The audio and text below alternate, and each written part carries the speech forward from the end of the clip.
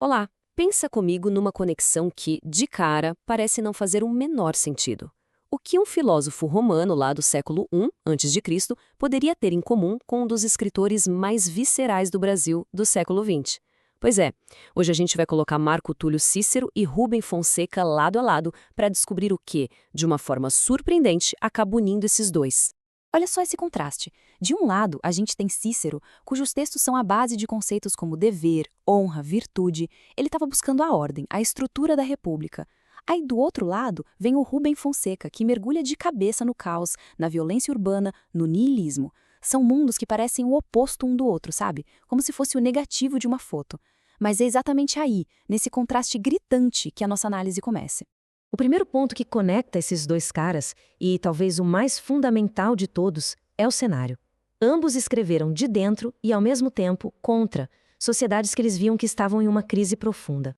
A obra de Cícero não era uma filosofia de poltrona, não. Ele estava escrevendo bem no meio do colapso da República Romana, e as palavras dele eram um ataque direto à tirania de Júlio César. Para Cícero, a corrupção na política não era só um problema de governo, era tipo uma doença que destruía a moral da sociedade inteira. Perder a liberdade era, no fundo, perder a virtude.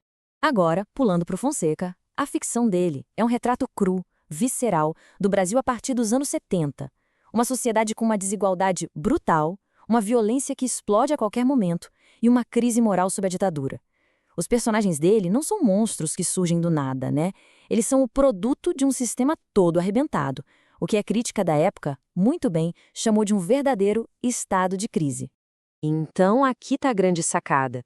Tanto Cícero com seus tratados filosóficos, quanto Fonseca com seus contos que chocam, foram uma espécie de médicos de seus tempos.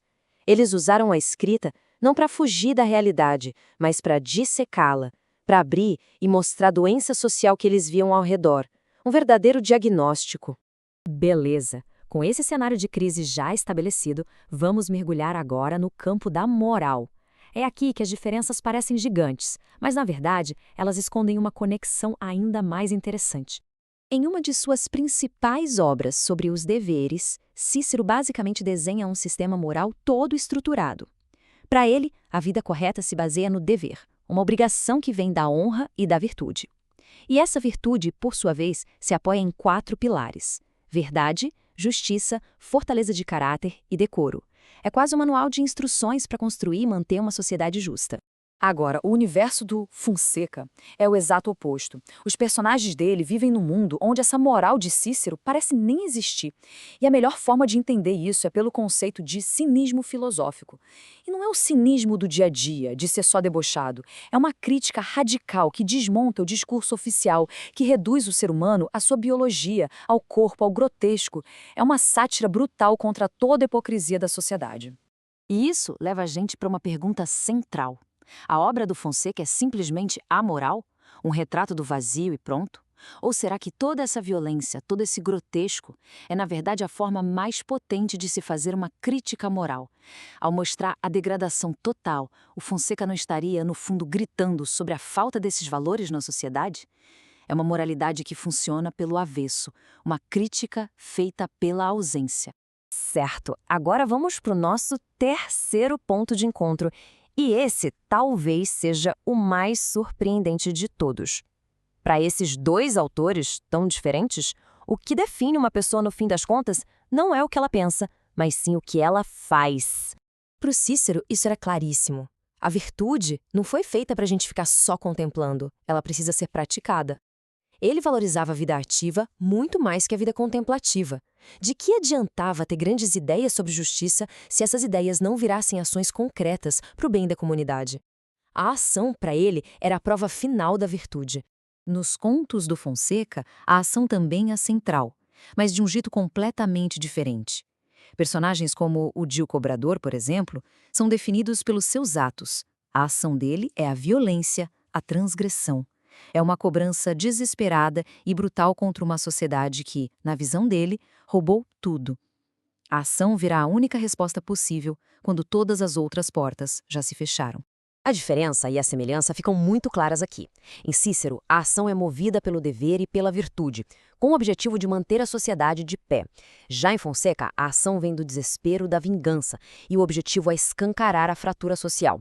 As motivações são opostas, mas nos dois casos é a ação que define o indivíduo e sua relação com o mundo. Então, a gente chega na nossa conclusão, onde todas as peças do quebra-cabeça se encaixam. Cícero e Fonseca, o filósofo e o provocador, no fundo, podem ser vistos como duas faces da mesma moeda. Vamos recapitular. Os dois olharam para a sociedade e viram que ela estava doente.